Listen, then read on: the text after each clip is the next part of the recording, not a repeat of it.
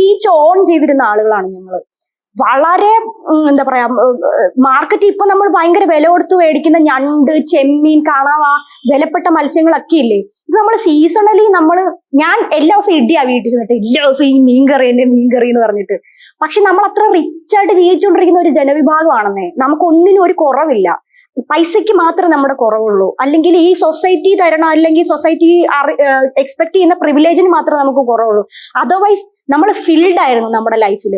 പിന്നെ അതൊക്കെ ഷിഫ്റ്റ് ആയി. അവിടുന്ന് ഒരു കോളനൈസേഷൻ ആണ് വരുന്നത്. ആ കടലെടുത്ത് കുറെ ഏരിയ പോയതോടുകൂടി ഈ പറഞ്ഞ പോലെ കുറെ ഫാമിലീസ് ഉണ്ട്. അപ്പം വീടുകൾ വെച്ച് അപ്പൊ നമ്മൾ ജനിച്ചു വളർന്ന ഒരു സ്ഥലത്തിനോട് നമുക്കുണ്ടായിരുന്ന ഒരു അഫെക്ഷൻ ഉണ്ടല്ലോ, ഒരു നൊസ്റ്റാൾജിക് എന്നൊക്കെ പറയുന്ന ഒരു സാധനം. അതൊന്നുമില്ല എന്ന് പറയുന്നത് പോയിട്ട് എന്നെ പേഴ്സണലി പറയുകയാണെന്നുണ്ടെങ്കിൽ എന്റെ എല്ലാം നഷ്ടപ്പെട്ടിരുന്നു.